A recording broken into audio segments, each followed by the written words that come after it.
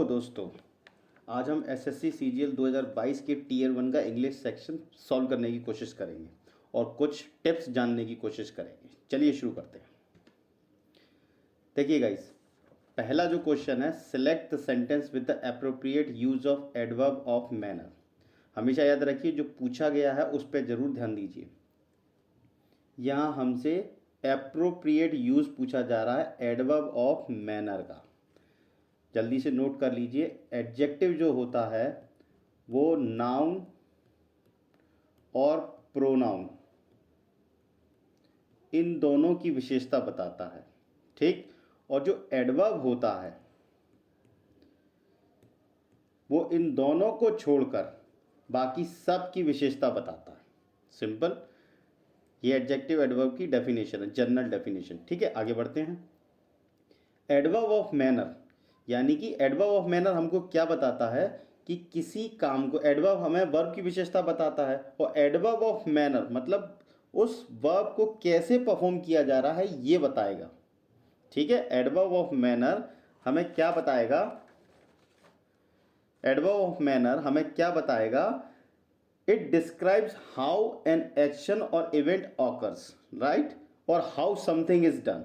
Remember, how an action और event occurs, how something is done, ये हमें बताएगा। ठीक है, अगर आप ऑप्शंस को देखेंगे तो रेगुलरली और केयरफुली, ये दोनों ऑप्शंस हमें बताते हैं एडवर्ब ऑफ मैनर के बारे में। ठीक, तो हम पहले इन दोनों ऑप्शंस को चेक कर लेते हैं फटाफट। ही डन, देखिए यहाँ ग्रामेटिकल मिस्टेक है तो ये तो ऑप्शन हमारा हो नहीं सकता। He does his work carefully, वह अपना काम करता है, कैसे करता है? हाउ एन एक्शन और हाउ समथिंग इज डन। देखो आंसर आ रहा है, he does his work carefully, मतलब वह अपना काम कैसे करता है? सावधानी से। ठीक, second option, he has just done his work.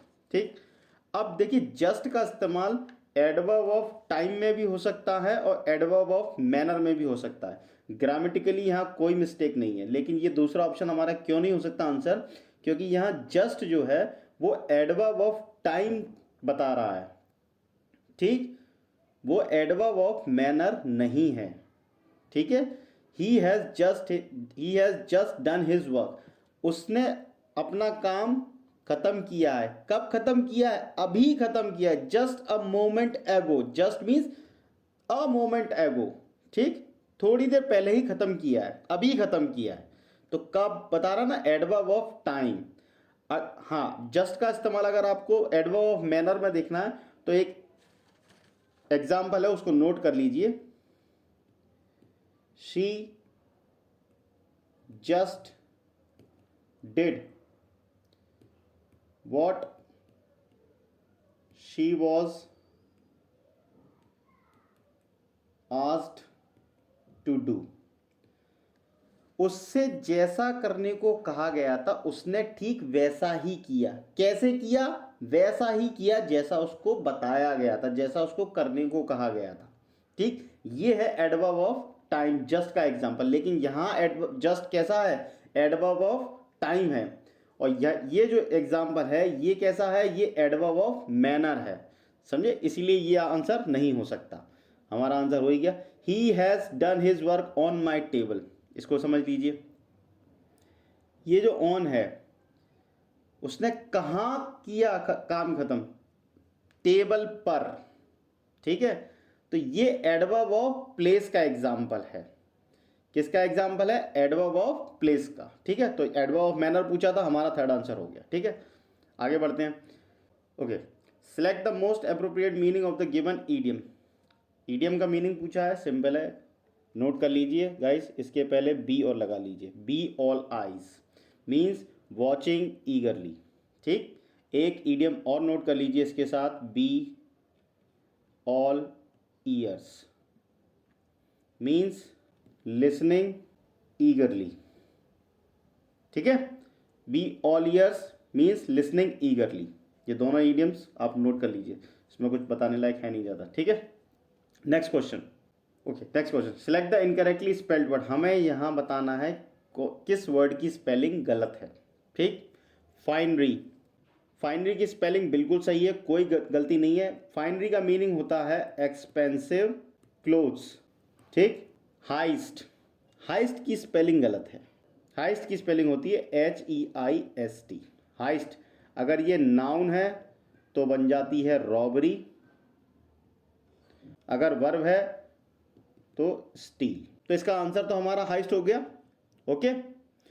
Cringe, cringe की स्पेलिंग भी सही है। क्रिंज का मीनिंग होता है फील एम्ब्रास्ड। गाइस इसकी स्पेलिंग याद कर लेना, एम्ब्रास्ड की डबल R आता है, डबल S आता है, शर्मिंदगी महसूस करना। ओके। चौथा, डेफर की भी स्पेलिंग सही है। डेफर मीन्स पोस्टपोन, स्थगित करना। यह है जंबल्ड ऑर्डर। यहाँ एक 4 सेंटेंसेस हैं हमारे सामने, ठीक है। इन चारों सेंटेंसेस का सीक्वेंस को बिगाड़ दिया गया है, ठीक है। हमें इसे सीक्वेंस में बनाना है। एसएससी का अभी जो पैटर्न देखा जा रहा है उसमें काफ़ी क्वेश्चंस इस जंबल्ड ऑर्डर से आ रहे हैं। तो इन छोटी छोटी ट्रिक्स को याद कर लो, ताकि अगर कोई कॉम्प्लिकेटेड पैराजंबल आती है आपके सामने तो आप उसको सॉल्व कर सकें। क्योंकि कई बार क्या होता है, हम ना पहला देख पाते हैं, ना हम दूसरा देख पाते हैं, ना ही हम लास्ट देख पाते हैं। तो उस केस में क्या होता है कि हमारे आंसर के गलत होने की संभावना बहुत ज़्यादा बढ़ जाती है। तो हम कोशिश करते हैं छोटे छोटे ट्रिक्स को समझने की, ताकि हम इस प्रकार के क्वेश्चंस को करेक्टली सॉल्व कर सकें। वैन दिस एक्स्ट्रा वेपर, हमें नहीं पता पहला कौन सा है, लेकिन ये जो बात हो रही है या दिस एक्स्ट्रा वेपर, ये दिस एक्स्ट्रा वेपर कहाँ से आ गया? शुरुआत तो नहीं हो सकती क्योंकि इसकी बात पहले हो चुकी है। ये गाइस याद कर लो, दिस, दैट, दे, दोस। अगर प्रोनाउन का इस्तेमाल हो रहा है कहीं तो इसका मतलब उस नाउन की बात हो गई है पहले कहीं, तभी उसके बाद उसका इस्तेमाल हो रहा है। जैसे हमने राम को अगर इंट्रोड्यूस कर दिया अपनी कहानी में, या हमने किसी राजा को इंट्रोड्यूस कर दिया, फिर हम उसके बाद उसको ही से रिकॉल करते हैं। ही वॉज क्रूअल और ही वॉज काइंड, ठीक है ना। Once there was a king, okay, he was cruel, he was kind. तो ये जो ही है ये इससे पहले नहीं शुरू हो सकता। ही वॉज काइंड और once there was a king, ऐसे शुरू नहीं हो सकता ना, है ना। इसलिए इस ट्रिक को याद कर लो। When this extra water vapor condenses, vapor means भाप, water vapor means पानी की भाप है। When this extra water vapor, जब ये जो अतिरिक्त पानी की भाप है, condenses means संघनित होना, ठीक है, संघनित होना। condenses into precipitation, precipitations कुछ नहीं होता, लिख लीजिए heavy rains, भारी बारिश। तो भारी बारिश में बदल जाती है जब यह पानी की जो अतिरिक्त भाप है वो संघनित होकर बारिश की बूंदों में संघनित हो जाती है, बारिश की बूंदों में संघनित हो जाती है। It results in, result in means परिणाम निकलना, या इसको गाइस याद कर लो। रिजल्ट इन मीन्स परिणाम निकलना। हैवियर रेन, हैवियर रेन माने और भारी बारिश में इसका परिणाम क्या निकलता है? और भारी बारिश। और या if it is cold enough, grammar का नियम याद कर लो, अगर नाउन है तो इनफ पहले आएगा, और अगर नाउन के अलावा जो कुछ भी है तो वो बाद में आएगा। देख लो, कोल्ड एक एडजेक्टिव है, बाद में आया है, ठीक। कोल्ड इनफ, और वह पर्याप्त रूप से ठंडा हो तो हैवियर स्नो में परिणाम निकलेगा, मतलब भारी बर्फबारी में परिणाम निकलेगा। तो ये तो हमारा पहला नहीं है।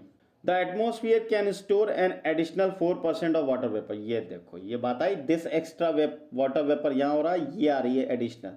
द एटमोसफियर जो वातावरण है वो स्टोर कर सकता है एडिशनल 4% ऑफ वाटर वेपर, वो अतिरिक्त 4% पानी की भाप को स्टोर कर सकता है। For every additional 1 degree Fahrenheit, प्रत्येक अतिरिक्त 1 डिग्री फ़ारेनहाइट के लिए जो वातावरण है वो 4% अतिरिक्त पानी की भाप को स्टोर कर सकता है। तो हमारे लिए ये अज्यूम करना बहुत आसान हो गया कि इसके बाद तुरंत बाद ए है, यानी कि बी आएगा उसके बाद ए आएगा, क्योंकि एडिशनल 4% ऑफ वाटर वेपर की बात यहाँ हो गई, दिस एक्स्ट्रा वाटर वेपर सीधे आ रहा है, ठीक है। इन दोनों के बीच कुछ नहीं होगा। तो हम यहाँ ही हम ऑप्शंस को चेक कर सकते हैं कि बी ए का कॉम्बिनेशन कहाँ पर है। तो यहाँ नहीं है, एक यहाँ पर है, यहाँ भी नहीं है और यहाँ भी नहीं है, क्योंकि सी बीच में आ रहा है।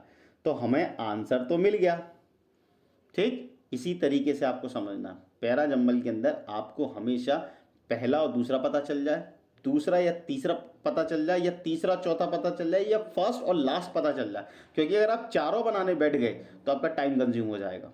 हमारा ऑप्शन है सेकंड, हम इसी से पहले पढ़ते हैं। One of the most obvious indication of climate change is heavier rainfall. Note down कर लो, one of the plural noun, ठीक, देखो वन ऑफ द इंडिकेशंस, ठीक है। One of the most obvious indications, जो क्लाइमेट चेंज की जो लक्षण हैं, इंडिकेशंस हैं, स्पष्ट इंडिकेशन, ऑब्वियस मीन्स स्पष्ट, क्लियर, स्पष्ट इंडिकेशंस हैं, उनमें से एक क्या है, हैवियर रेनफॉल। उनमें से एक क्या है, भारी बारिश, ठीक है। डी के बाद C, more water evaporates from soils. ज्यादा से ज्यादा वाटर बाष्पीकृत होता है कहां से, soils. Soils mean evaporate means बाष्पीकृत होना, ठीक। More water evaporates from soils, ज्यादा से ज्यादा पानी बाष्पीकृत होता है फ्रॉम सॉइल्स, मिट्टी से, पौधों से, झीलों से और सागरों से। एज द एटमोस्फियर वार्म्स, जैसे जैसे तापमान, पर्यावरण का जो तापमान है वो गर्म होता है, मतलब पर्यावरण जैसे जैसे गर्म होता है वैसे ही क्या होता है, ज्यादा से ज्यादा पानी बाष्पीकृत होता है मिट्टी से, पौधों से, झीलों से और सागरों से। डीसी हो गया हमारा। फिर आता है हमारा B option, the atmosphere can store. अब पानी बाष्पीकृत हो रहा है तो सीधी सी बात है ऊपर जाके स्टोर होगा। The atmosphere can store an additional 4% of water, जो वातावरण है वो स्टोर कर सकता है अतिरिक्त 4% पानी की भाप को for every additional 1 degree Fahrenheit. देखिए एटमोस्फियर गर्म हो रहा था, यहाँ हम बात कर रहे हैं कि कितना एडिशनल 1 डिग्री, कितने एडिशनल टेम्परेचर पर कितना एडिशनल वाटर वेपर स्टोर हो सकता है, ठीक, लिंकिंग हो रही है, for every additional 1 degree Fahrenheit. When this extra water vapour condenses, और जब ये अतिरिक्त जो पानी की भाप है वो संघनित हो जाती है ये पानी की बूंदों में, प्रेसिपिटेशन मीन्स पानी की बूंदों में, it results in heavier rain. तो इसका परिणाम क्या निकलता है, भारी बारिश। और इफ इट्स कोल्ड इनफ, तो अगर पर्याप्त रूप से ठंडा है तो क्या होगा, भारी बर्फबारी। तो हमारा आंसर हो गया D C B. Select the correct indirect form of the given sentence. Indirect form देखना, ये जो लिखा हुआ है ये डायरेक्ट लिखा हुआ है, डबल इन्वर्टेड कॉमा में जो लिखा होता है वो डायरेक्ट होता है। सिंपल सा फंडा है, आप इसको समझ लो। इसके ऊपर डिटेल वीडियो अलग से आएगा नरेशंस के ऊपर, ठीक है। फिलहाल हमें पेपर सॉल्व करना है तो हम, टाइम की कमी है, चलिए जल्दी करते हैं गाइज। इसको नोट कर लीजिए SON और इसके नीचे मार्किंग कर लीजिए 1 2 3। ये जो है 1 2 3 ये पर्सन है आपकी, ये फर्स्ट पर्सन है, ये सेकंड पर्सन है, ये थर्ड पर्सन है, ठीक। ये है आपका सब्जेक्ट, ये है आपका ऑब्जेक्ट और ये है नो चेंज। नोट कर लीजिए इसको, ठीक है। ये क्यों लिखे हैं, ये इसलिए लिखे हैं अगर फर्स्ट पर्सन है तो सब्जेक्ट से चेंज होगा, सेकंड पर्सन है तो ऑब्जेक्ट से चेंज होगा और थर्ड पर्सन है तो नो चेंज, ठीक। आइए यहां समझते हैं। She said I am in no mood to work now, ठीक। चलिए शी सेड, चूंकि कुछ और है नहीं तो सेम आ गया, कोई दिक्कत नहीं, हम चूंकि ऑप्शन से बने, चलिए आगे बढ़ते हैं। आई कौन सा पर्सन होता है, फर्स्ट पर्सन होता है। फर्स्ट पर्सन किससे चेंज होता है, सब्जेक्ट से। इसका सब्जेक्ट क्या है, शी, तो फर्स्ट पर्सन सब्जेक्ट से चेंज होगा, ठीक। तो आई का क्या हो जाएगा, शी हो जाएगा, ठीक है। चारों ऑप्शंस में सी है तो हमारा देखो यहां तक सेम चल रहा है। अब देखिए ये पास्ट में है, सी सेड, तो यहां पास्ट में जाएगा तो प्रेजेंट वाले तो सारे ऑप्शन गलत हो गए हमारे, यानी कि पहला नहीं हो सकता, चौथा नहीं हो सकता, ठीक। Was in no mood to work, देखिए ये सेम है, ये भी सेम है। अब आ जाओ, ये नाउ है, ये देन है, याद कर लो, कुछ वर्ड्स होते हैं जो चेंज होते हैं, मैं आपको डिटेल वीडियो में बताऊंगा। यहां फिलहाल नोट कर लो, नाउ का देन हो जाता है, ठीक है। तो यही हमारा आंसर है, हो गया आंसर, ठीक है। चलिए आगे बढ़ते हैं। Select the correct passive form of the given sentence, Manu will tell her letter. Passive का मैंने एक डिटेल वीडियो बना रखा है, आप चाहिए तो चेकआउट कर लीजिएगा, ठीक है। चलिए, will V1 future indefinite tense है, ठीक है। फ्यूचर इंडेफिनिट का जो पैसिव होता है वो will plus be plus verb की थर्ड फॉर्म। देखिए कहाँ पर है, विल बी नहीं, टेल का टोल्ड हो जाएगा, विल बी टोल्ड। देखिए विल टेल ये गलत हो गया, ये गलत, she will be tell, no, that's the answer, ठीक है। कैसे हुआ है मैंने आपको बता रखा है, वो डिटेल वीडियो जरूर जाके चेकआउट कीजिए, ठीक है। चलिए next question, select the correct active form of the given sentence, has the villa been occupied by them, has been verb की third form, has been verb की थर्ड फॉर्म, ये present perfect का passive है, तो इसका active क्या बनेगा, has plus verb की थर्ड फॉर्म। तो हैज ऑक्यूपाइड कहाँ पर है, एक्टिव पैसिव में हैज का हेड तो होगा नहीं, ठीक है ना, तो ये तो ऑप्शन नहीं है, डिड भी नहीं हो सकता, डू भी नहीं हो सकता, ठीक है ना। हैव, चूंकि देम उठ के यहाँ आएगा सब्जेक्ट बनेगा, तो दे की वजह से हैज का हैव हो जाएगा, ये आंसर है, have they occupied the villa, right. ठीक है, जिन लोगों को समझ में नहीं आ रहा है प्लीज जाकर मेरा पुराना वीडियो जाकर देख लीजिए, एक्टिव पैसिव का बहुत ही सिंपल तरीके से बताने की कोशिश की गई, जाके चेकआउट की। यहाँ हमसे पूछा गया है कि जो अंडरलाइन वाला पार्ट है क्या इसमें कोई एरर है क्या, अगर नहीं है तो नो सब्स्टिट्यूशन, और अगर है तो उसका सब्स्टिट्यूशन हमें बता दीजिए, ठीक है। आफ्टर फिनिश, गाइस नोट कर लो, आफ्टर, बिफोर, इनके तुरंत बाद जो वर्ब आती है उसमें आईएनजी लगती ही लगती है, टू V1 नहीं लगता, ठीक है। After finishing high school, high school खत्म करने के बाद I plan to pursue law, to के बाद वर्ब की फर्स्ट फॉर्म आती है, रिमेंबर टू के बाद वर्ब में आईएनजी नहीं आती है, टू के बाद वर्ब में आईएनजी नहीं आती है, ठीक है। तो आई प्लान टू परस्यू कहां पर है, ये ऑप्शन है, ये ऑप्शन है second, I plan to pursue law. Pursue क्या होता है, एंगेज इन एन एक्टिविटी और कोर्स ऑफ एक्शन, या सीक, अटेन, अकम्प्लिश, मतलब किसी चीज को करना, किसी डिग्री को हासिल करने की कोशिश करना, किसी चीज को हासिल करने की कोशिश करना, किसी लक्ष्य को, किसी डिग्री को, किसी कोर्स को, ठीक है। तो मैं क्या प्लान कर रहा हूं, मैंने क्या प्लान किया है कि मैं लॉ को परस्यू करूंगा, मैंने क्या प्लान किया, मैंने लॉ को परस्यू करने का प्लान किया है, मैंने लॉ को अकम्प्लिश करने का प्लान किया है, ठीक है। प्लान टू V1, टू के बाद वर्ब में आईएनजी नहीं लगती है, टू के बाद वर्ब की फर्स्ट फॉर्म आती है, ठीक है। ये आंसर हो गया हमारा। Next question, the following sentence has been split into 4 segment, identify the segment that contains a grammatical error. इस सेंटेंस में हमें देखना है कि किस पार्ट में एरर है, ठीक है। During an earthquake, earthquake means भूकंप, भूकंप के दौरान, ड्यूरिंग मीन्स दौरान, तो भूकंप के दौरान इट इज एडवाइज्ड, ऐसी सलाह दी जाती है, इट इज एडवाइज मीन्स ऐसी सलाह दी जाती है, to take cover, to take cover, देखो टू के बाद वर्ब की कौन सी फॉर्म है, वर्ब की फर्स्ट फॉर्म है ना, आईएनजी नहीं लगी है, remember, okay. To take cover, take cover means protect oneself from attack, okay, protect oneself from attack, हमले से अपने आप को बचाने की कोशिश करना, हमले से अपने आप को बचाना, ठीक है। To take cover above a table, table के ऊपर कवर ले लें, टू सेव योर लाइफ, अपने जीवन को बचाने के लिए भूकंप के दौरान ऐसी सलाह दी जाती है कि आप टेबल के ऊपर कवर ले लें, टेबल के ऊपर बैठकर प्रोटेक्शन ले लें। देखिए गाइस, कॉमन सेंस का सवाल है, भूकंप आता है, हमें सलाह दी जाती है कि टेबल के नीचे जाके छिप जाए, ताकि आपके सर पर डायरेक्ट इम्पैक्ट ना आए किसी भी भारी चीज़ का, ठीक है। तो ये जो एरर है यहाँ अबव की एरर है, यहाँ अंडर अ टेबल आएगा, ओके गाइस, ये एरर है। तो कौन से पार्ट में एरर है, इस पार्ट में, कवर अबव अ टेबल, ये वाला आंसर है, ठीक है। कोई डाउट हो तो प्लीज कमेंट बॉक्स में बताएं।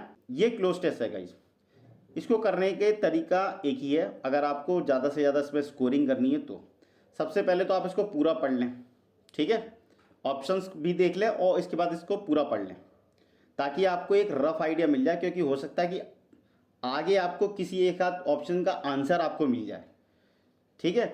तो चलिए हम इसको पहले पढ़ लेते हैं बिना इसको आंसर किए।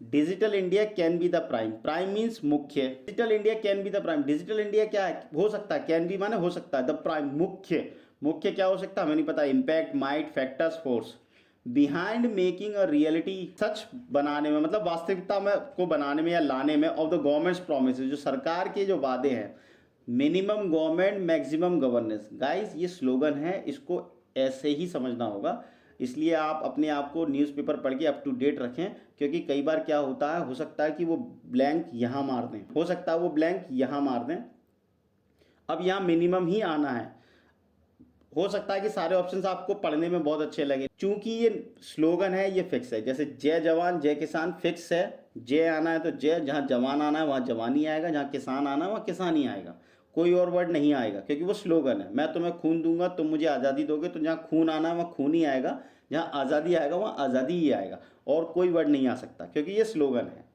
ठीक है, इसलिए अपने आप को अप टू डेट रखें, कई बार ऐसे क्वेश्चंस पूछ लिए जाते हैं। ठीक है, मिनिमम गवर्नमेंट मैक्सिमम गवर्नेंस। ठीक है, मतलब कम से कम सरकार का इंटरफेरेंस, और ज़्यादा से ज़्यादा क्या हो, लोग जो लॉ एंड ऑर्डर है वो ऑटोमेटिकली रन करे, लोगों के द्वारा रन करे, उसमें कोई इंटरफेरेंस नहीं हो सरकार की। ठीक है, सभी चीज़ें स्मूथली चलें। ठीक है, ये है मिनिमम गवर्नमेंट मैक्सिमम गवर्नेंस। तो सरकार का जो वादा है मिनिमम गवर्नमेंट मैक्सिमम गवर्नेंस का, उसको सच में बदलने के पीछे क्या प्राइम हो सकता है? Digital India. माइट है, फैक्टर्स है, फोर्स है, इम्पैक्ट है, वो बाद में देखेंगे। सच है ट्रांसफॉर्मेशन, और इस प्रकार का जो रूपांतरण है, ट्रांसफॉर्मेशन मीन्स रूपांतरण, रिक्वायर्स, उसे ज़रूरत होती है, काय की ज़रूरत होती है? टेक्नोलॉजी की। उसे ज़रूरत होती है technology to be firmly, technology को क्या किया जाए? फर्मली मीन्स मजबूती से, हमें नहीं पता क्या है आंसर, इनटू गवर्नमेंट, सरकार के अंदर।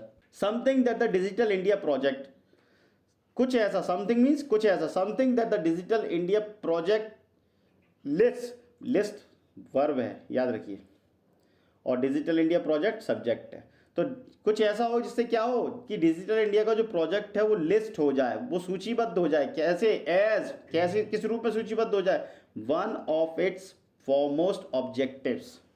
देखो, one of its foremost objective, one of, देखो प्लूरल आई नाउन। ठीक है, objective means goals, foremost means most important. तो जो मोस्ट इंपॉर्टेंट, जो अति महत्वपूर्ण जो गोल्स हैं सरकार के, उनमें से एक के रूप में डिजिटल इंडिया क्या हो जाए? सूचीबद्ध हो जाए। Embedding technology into government. Guys देखो, हम यहाँ कुछ समझ रहे थे, यहाँ एम्बेडेड भी ऑप्शन में दिया है और इनटू भी गवर्नमेंट में दिया है। देखो, मैंने कहा था ना आपको आंसर, पीछे के आंसर आपको मिलेंगे। अभी हमने कुछ नहीं किया, ट्रांसलेशन कर रहे हैं केवल, लेकिन हमें लग रहा है कि इस वाले ऑप्शन का आंसर 2 होगा, क्योंकि आगे उसने बताया है कि किस वर्ड का इस्तेमाल होगा। Embedding technology into government. Embed का मीन्स क्या होता है?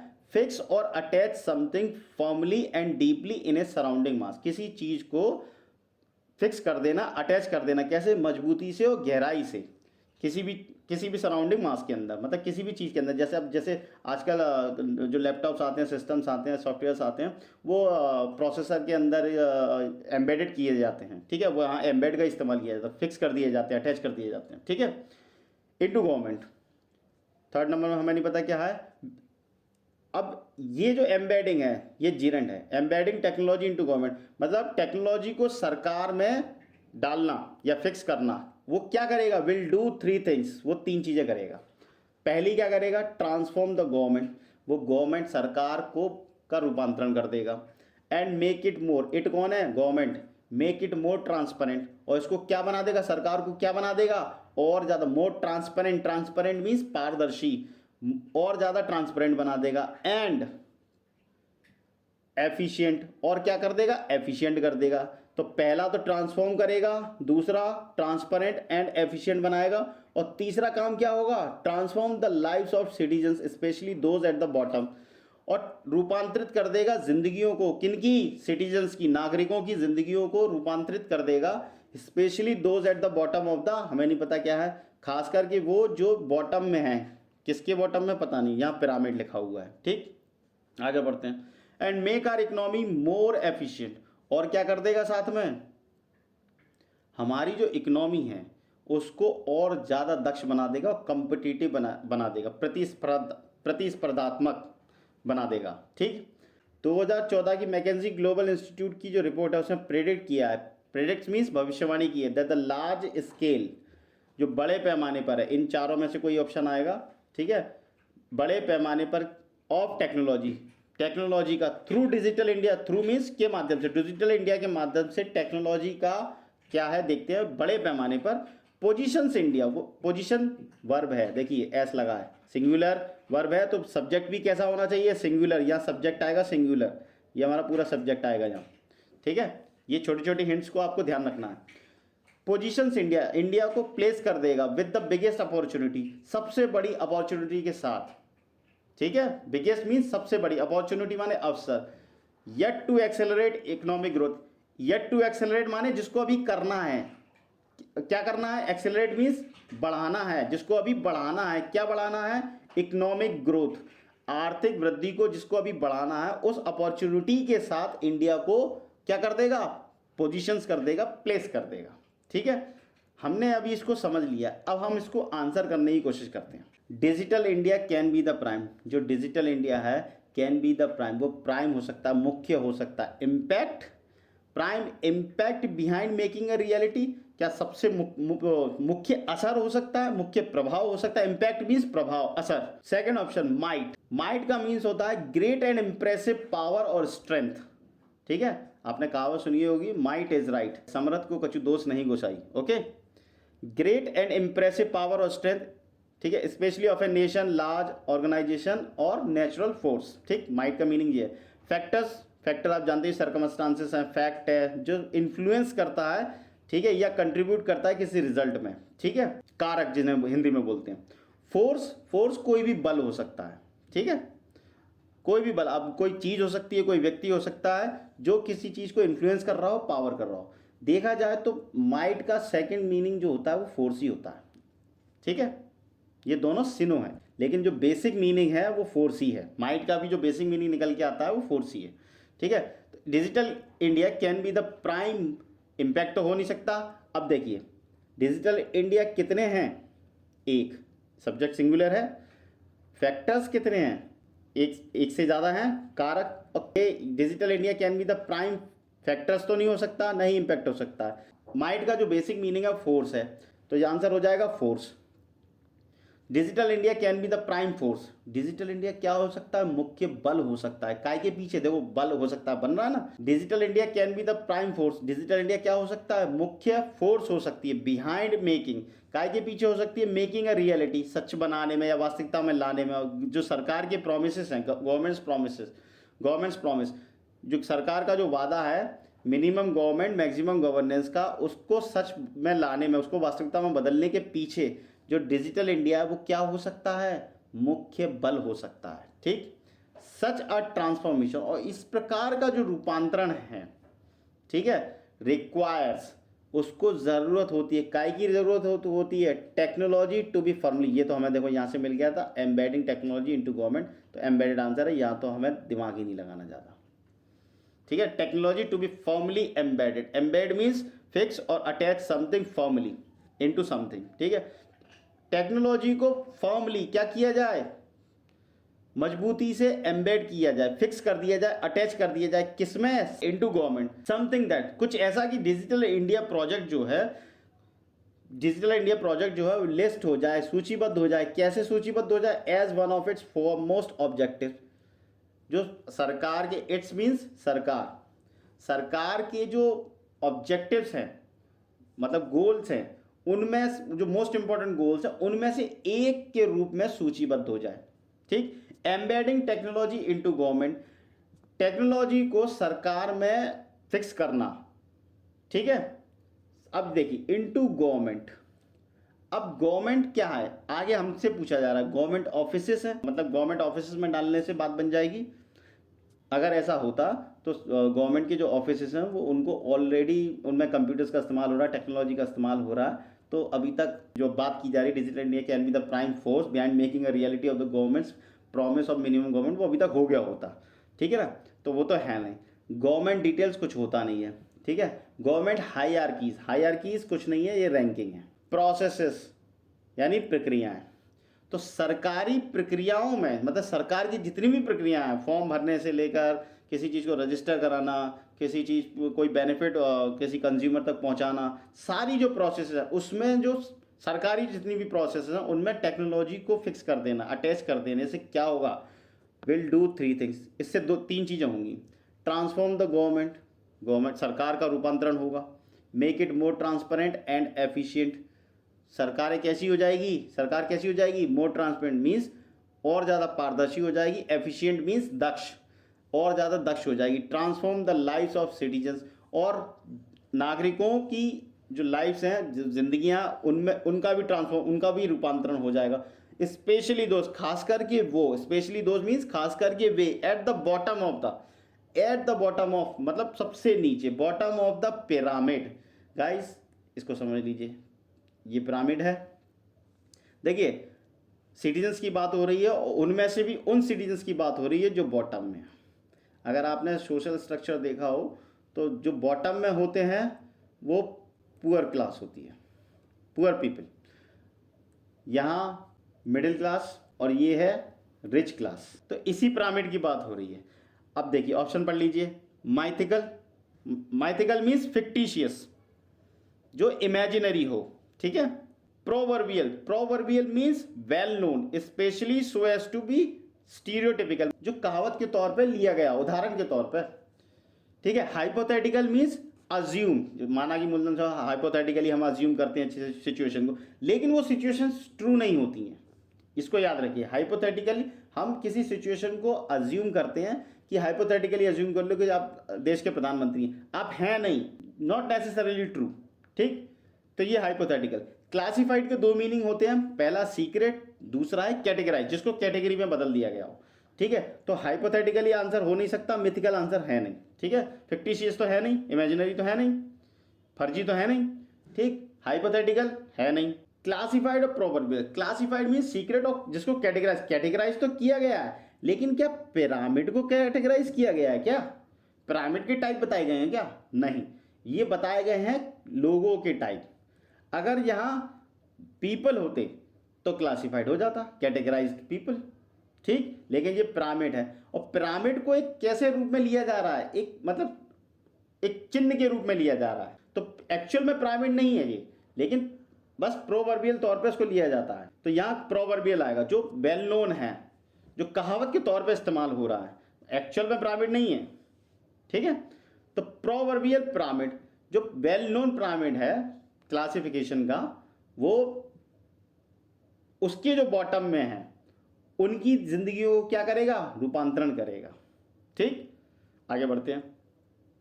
And make our economy more efficient and competitive, और हमारी जो अर्थव्यवस्था है उसको क्या बना देगा? दक्ष बना देगा, और क्या बना देगा? कॉम्पिटिटिव बना देगा, ठीक। आगे बढ़ते हैं। 2014 McKinsey Global Institute report predicts, देखिए ये हमारा सब्जेक्ट हो गया पूरा। रिपोर्ट सिंगुलर, प्रेडिक्ट्स, उसने क्या भविष्यवाणी की? उसने भविष्यवाणी की है लार्ज स्केल मीन्स बड़े पैमाने पर। एनहांसमेंट मीन्स इंक्रीज, ठीक। एंटिसिपेशन मीन्स अनुमान लगाना, ठीक है, एंटिसिपेट करते ना, ठीक है। एडेप्टेशन मीन्स अनुकूलित होना या अनुकूल बनाना, किसी चीज को, अपने आप को किसी चीज के अनुकूल बनाना, ठीक है, ये एक प्रोसेस है। मॉनिटरिंग मीन्स नजर रखना, तो कि बड़े पैमाने पर टेक्नोलॉजी का नजर रखना थ्रू डिजिटल इंडिया करेगा। टेक्नोलॉजी के द्वारा आप नजर रख रहे हैं क्या? नहीं। एंटिसिपेट कर रहे हैं क्या? अनुमान लगा रहे हैं। अनुमान लगाने से कोई चीज होती है क्या? नहीं। लार्ज स्केल एनहांसमेंट, बड़े पैमाने पर वृद्धि काय की? टेक्नोलॉजी की, थ्रू डिजिटल इंडिया, बड़े पैमाने पर वृद्धि कर देने से होगा? नहीं। टेक्नोलॉजी ऑलरेडी रैपिडली ग्रो कर रही है, बट क्या हम उसको अडेप्ट कर पा रहे हैं? क्या हम अपने आप को उस टेक्नोलॉजी, जो टेक्नोलॉजिकल एनवायरनमेंट है उसके अकॉर्डिंग हमने अपने आप को अडेप्ट किया है या नहीं किया? क्योंकि कई लोगों को आज की डेट में कंप्यूटर चलाना भी नहीं आता, ठीक। तो वही बात हो रही है, जो लार्ज स्केल, बड़े पैमाने पर जो अडेप्टेशन है, मतलब अनुकूल ढालना है काय के? टेक्नोलॉजी के थ्रू डिजिटल इंडिया के थ्रू वो क्या कर देगा? पोजीशंस कर देगा, क्या वो इंडिया को प्लेस कर देगा विद द बिगेस्ट अपॉर्चुनिटी, सबसे बड़ी अवसर के साथ प्लेस कर देगा, जिसको क्या करना है? एक्सेलरेट करना है। एक्सेलरेट मीन्स इंक्रीज, क्या करना है? बढ़ाना है इकोनॉमिक ग्रोथ को, आर्थिक वृद्धि को बढ़ाना है, ठीक है। अगर कोई डाउट हो तो please let me know in the comment box, okay. Thank you guys, thank you for watching. Please like, share and subscribe if you like this video.